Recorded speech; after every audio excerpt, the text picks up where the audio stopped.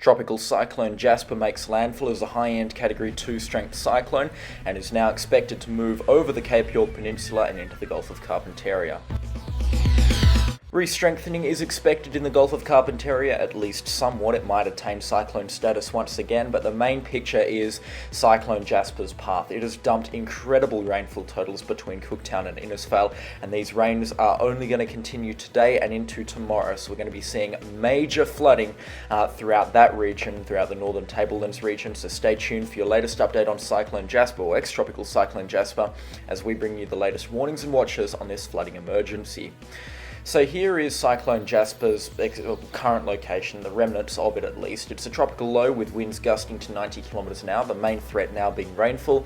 It is expected, and we will touch on this later on in the video, to move into the Gulf of Carpentaria and up towards Kakadu, where it could re-strengthen into a tropical cyclone. Some forecast models are blowing it up into a monster tropical cyclone, but it will stay away from major population centers, at least for the foreseeable future, at least for the next 15 days or so. It's going to be a long-lasting system, at least its energy will be. So the model diagnostics here, this graph on the top left-hand side of your screen, you can see the expected re-strengthening of the cyclone. Not much re-strengthening expected, that's for sure.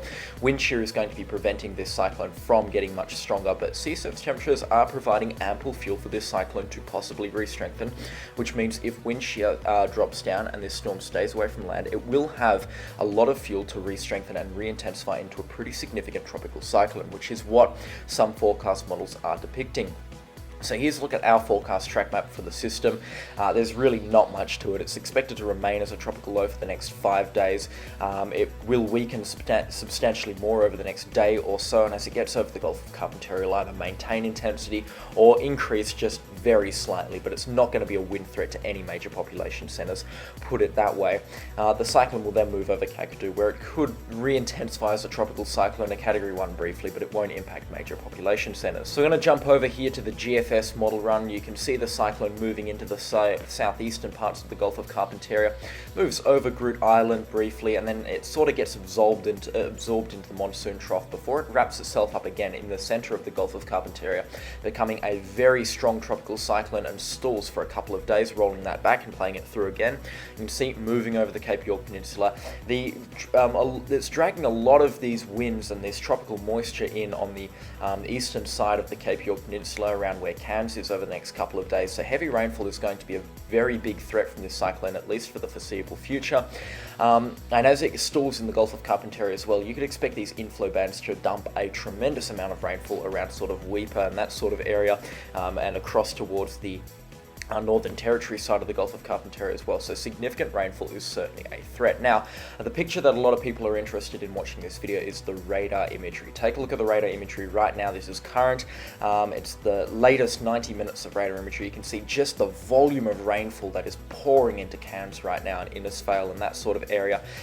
Tremendous quantities of water. Up to 700 millimeters of rain has already fallen in outside areas, just outside of Port Douglas, I believe. One location has picked up more than 700 millimeters. Belen and Kerr has possibly picked up towards 1,000 millimeters from this cyclone so far. It has been a really wet tropical cyclone, that's for sure. I'm going to jump over right now to windy.com and take a look at more radar imagery and satellite imagery and see what is going on with this tropical cyclone right now. So this is the latest look at the tropical cyclone. Its center of circulation is here. It's just towards the southwest of Laura. You can see it made landfall on Wujal late yesterday afternoon into yesterday evening. It's moving really slowly at this point, and just look at the thunderstorms that it is pumping up offshore here. There's plenty of fuel for these thunderstorms to maintain themselves, and they're going to be driving this incredible volumes of rainfall in between communities such as Cooktown right down towards Cardwell. So a lot of rainfall expected from this tropical cyclone. If we take a look at the rain forecast over the next couple of days, you can see on rainfall accumulation over the next 24 hours, we could be seeing a further 250 millimeters fall in certain locations, up to 300 millimeters just outside of Cairns and Port Douglas. Over the next 3 days, you're looking at up to 500 millimeters in certain locations. Again, outside of Cairns, more than 400 millimeters. And this heavy rainfall is also going to develop over the Cape York Peninsula. A further 600 millimeters of rain will fall over the the western parts of the Cape York Peninsula, and again just outside of these remote communities such as Laura, you could be seeing another 500 millimeters fall. The Access G3, the Bureau of Meteorology's own forecast model, has been the most accurate so far. However, I don't think that this picture is going to fully materialize. Up to 1,000 millimeters around Wudjil, 1,200 for Cape Tribulation. Down to Port Douglas, you're looking at a further 1,600 millimeters falling over the next 3 days, and I believe the bulk of that is falling in the next 24 hours. Up to 700 millimeters today expected to fall outside of Port Douglas, which is a plausible scenario, I might add. There is a lot of moisture moving in, as you can see on the current radar imagery. You're looking at a lot of rainfall moving into this area. When you get under bands like the yellow and these oranges and these reds here, which is falling just outside of Cairns around Corunda, down towards Mount Malloy and Mariba, this is just stuff that will dump 50 millimeters of rain in an hour. This is ridiculous quantities of rainfall. It's tropical rainfall, so they're definitely used to it in this part of the world, but it is rainfall that will cause significant to extreme riverine flooding and definitely flash flooding as well. Now, one place that I've been very interested in and watching very closely is Mount Bellenden Kerr, just down here. It's the wettest place in Australia, averaging 9,000 millimeters of rain per year, significantly wetter than all of the surrounding areas. Now, Mount Bellenden Kerr's already picked up 950 millimeters from this tropical cyclone. It's definitely going to pick up probably a further 1,000 millimeters from this tropical cyclone. It's right under an inflow band right now. From this tropical cyclone, heavy thunderstorms moving into the area right now. You can see cloud tops around that minus 50 degrees Celsius. Those are very significant thunderstorms moving in, and it is dumping a tremendous amount of rainfall for that area. And we could be seeing a further 1,000 millimeters fall today as this cyclone moves through.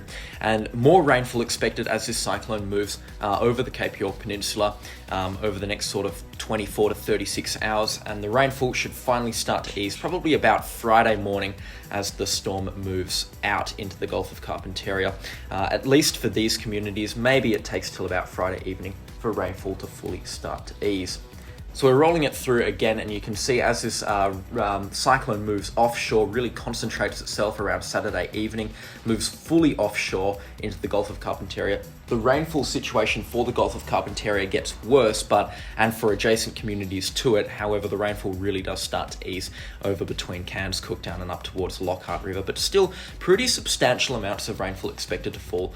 And if you take a look at the overall 10-day picture, you can see the blues over 100 millimeters of rain widespread over the Cape York Peninsula, and then down towards Cardwell you could be seeing up towards 200 millimeters, and on the coastline where this cyclone made landfall, up to 1,600 millimeters from this cyclone's passage. So huge quantities of rainfall, and it's not isolated either. It's not like we're expecting one location to pick up a tremendous amount of rainfall and everywhere else to completely miss out. We're looking at widespread totals above 100 millimeters, so the threat of flooding is real. So make sure you are staying safe. You stay up to date with the Bureau of Meteorology, and if it is flooded, remember, forget it, because there is no point in saving stuff in flooded water.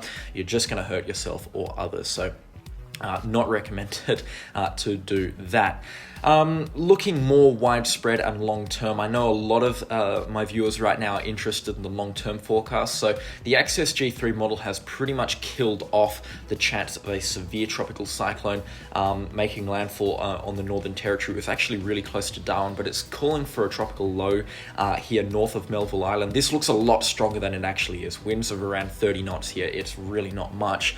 This is north of Darwin on Saturday the 23rd of December, so just outside of Christmas. And if I was to extrapolate this forecast, it's probably going to end up about here, directly north towards the northwest of the Kimberley region by about Christmas time. So no threat to Darwin. You're not going to be seeing a Cyclone Tracy repeat. There's, I would say, a 0% chance of that happening at this time. So make sure we're not fretting about something like that, because that would just cause unnecessary panic, and it's a long way out as well. So the forecast is really uncertain, and we're going to know a lot more over the next 5 or so days. So subscribe, because we'll be covering it very closely on the AU channel, but it is very unlikely to be a threat. So do not panic, please. And if you've got any questions regarding it, please do leave them in the comment section down below. I'm more than happy to answer them.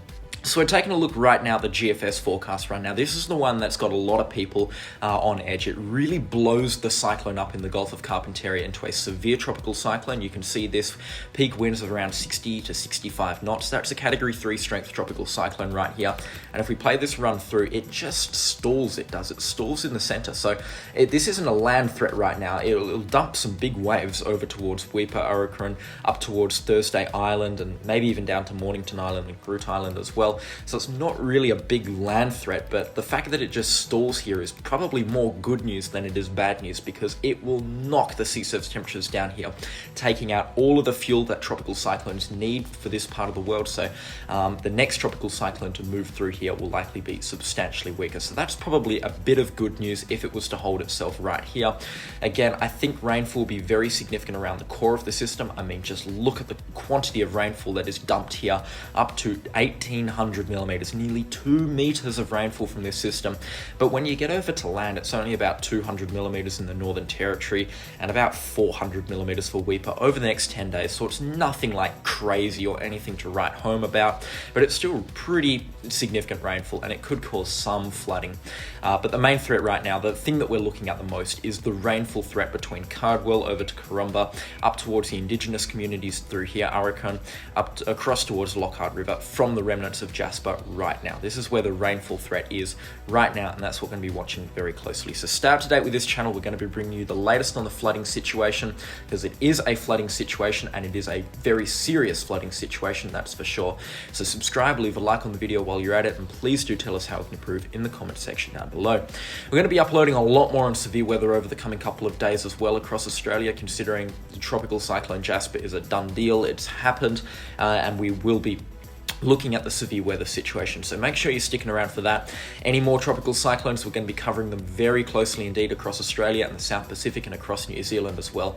So please do consider subscribing for that. But that's the latest from us. I'll catch you on the next storm. Bye-bye. Thank you for watching our content this update. If you enjoyed it, be sure to subscribe to get more updates covering all things weather and geophysics impacting Australia and the Oceania region. Subscribe to our other channels for more content from across the network, and be sure to check out our website where you can find free access to floater and radar imagery and articles on everything weather and much more. If you wish to support us directly, you can purchase some of our merchandise. We have a wide variety of clothing and homeware, or you could become an Ultimate Fan, which is the best way to directly support us, granting you some sweet perks and offers, including features in our custom storm animations, live streams, and much more.